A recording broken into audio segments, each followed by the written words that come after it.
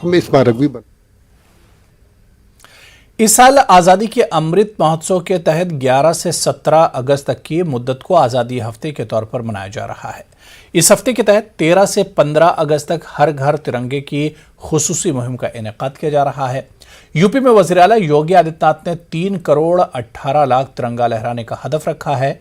इसी मुहिम के तहत मेरठ में भी सरकारी और गैर सरकारी महकमों और इदारों समेत तकरीबन 5 लाख घरों पर तिरंगा लहराने का हदफ रखा गया है, जिसमें गैर सरकारी तंजीमें और इदारे भी अपना ताउन पेश करते हुए तिरंगा तकसीम कर रहे हैं। इसी सिलसिले में मेरठ के सुभारती ग्रुप की जानिब से 11,000 तिरंगे तकसीम करने की पेशकश की गई है, जिसके तहत डीएम मेरठ ने झंडी दिखाकर तिरंगा वैन को रवाना किया।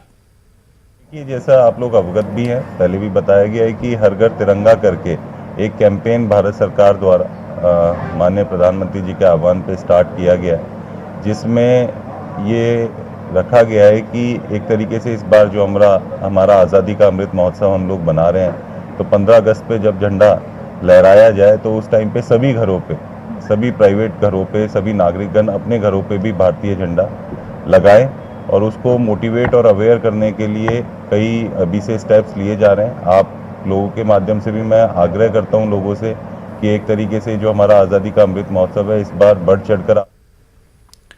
मुल्क में कोरोना के मामले एक मरतबा फिर बढ़ने शुरू हो गए हैं, लेकिन अस्पतालों में कोरोना के ताल्लुक से लापरवाही साफ देखी जा सकती है। जहां हजारों की तादाद में पहुंचने वाले लोग इस मूजी बीमारी से लापरवाह नजर आ रहे हैं, एक दो लोगों को छोड़ दिया जाए तो कोई भी अस्पताल जैसी जगह पर भी मास्क का इस्तेमाल नहीं कर रहा है।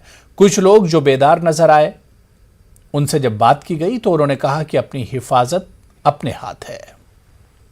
यहाँ पे बिल्कुल सोशल डिस्टेंसिंग का मेरे को नहीं लगता कि यहाँ पे पालन हो रहा है बहुत ज़्यादा। एक तो कोविड भी फैल रहा है, किसी पे मास्क भी नहीं है और बहुत ज़्यादा दिक्कत भी हो सकती है, बहुत ज़्यादा भीड़ भाड़ है। तो यहाँ पे मास्क सभी लोग लगा रहे हैं, ज़्यादातर यूज़ कर रहे हैं, बाकी बहुत, लेकिन एक दो लोग हैं जो नहीं यूज़ कर रहे हैं, लेकिन सही है। जैसा भी अपनी सेफ्टी अपने हाथ में, वो अपनी जिम्मेदार खुद है। भीड़ तो है, पेशेंट आएंगे तो भीड़ तो होगी। अब देखिए, हॉस्पिटल्स में या ऐसे पब्लिक प्लेसेस में जहाँ पे क्राउडिंग होती है, उतना वो वाला नहीं हो पा रहा है, क्योंकि हमें पूरी ओपीडी करनी है। ऊपर से कोई ऐसा दिशा निर्देश नहीं है कि हमें सिर्फ इमरजेंसी केसेस ही देखने हैं, और अगर जनरल ओपीडी पूरी ही चलानी है तो हमारे यहाँ 1,500 से 2,000 तक ओपीडी हो जाती है।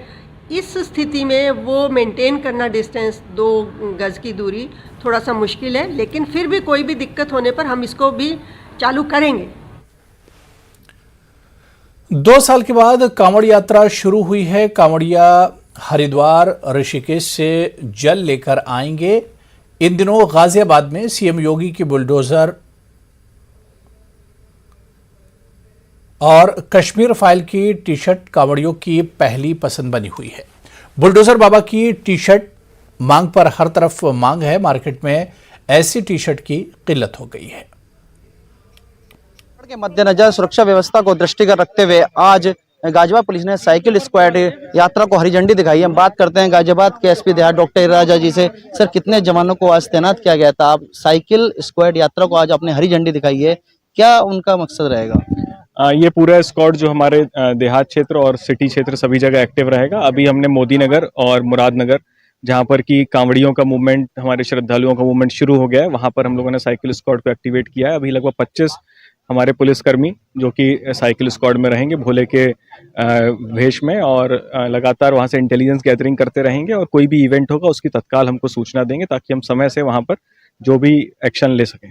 किन किन क्षेत्रों में उन्हें तैनात किया गया है और किन मार्गों पर वह रहेंगे?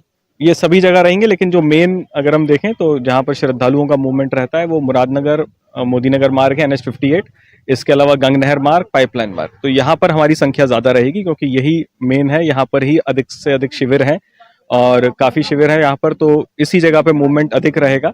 बाकी सब जगह लगभग ट्रांजिट रहता है, तो इसीलिए यहाँ पर हमारे स्क्वाड्स हमारे ज़्यादा एक्टिव रहेंगे और अधिक से अधिक संख्या में हम लोग यहाँ पर स्क्वाड संख्या में जो कावड़ यहाँ से निकलते थे आज क्षेत्र से, तो CCTV की क्या व्यवस्था की गई है? कितने शिविरों पे व्यवस्था है?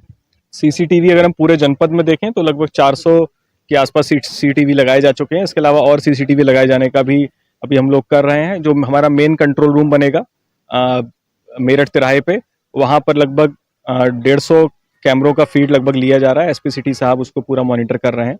तो वहाँ पर इसके अलावा जो मुरादनगर में कंट्रोल रूम रहेगा गंगनहर पर, मोदी नगर में रहेगा, वहाँ भी हम लोग कैमरों का लाइव फीड भी लेंगे।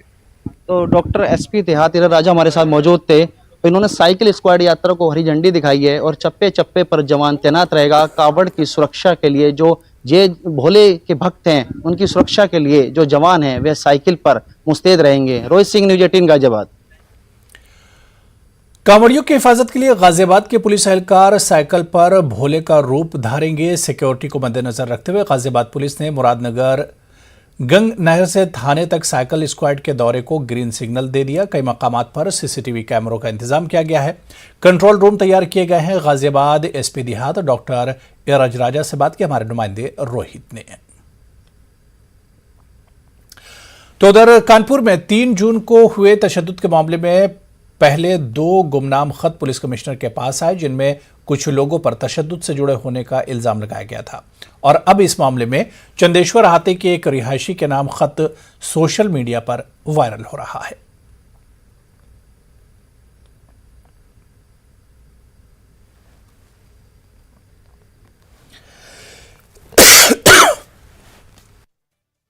नाम के तबलीग और इशाअत में नुमाया कारकर्दगी अदा करने वाले सैयद मौलाना, माफ कीजिएगा,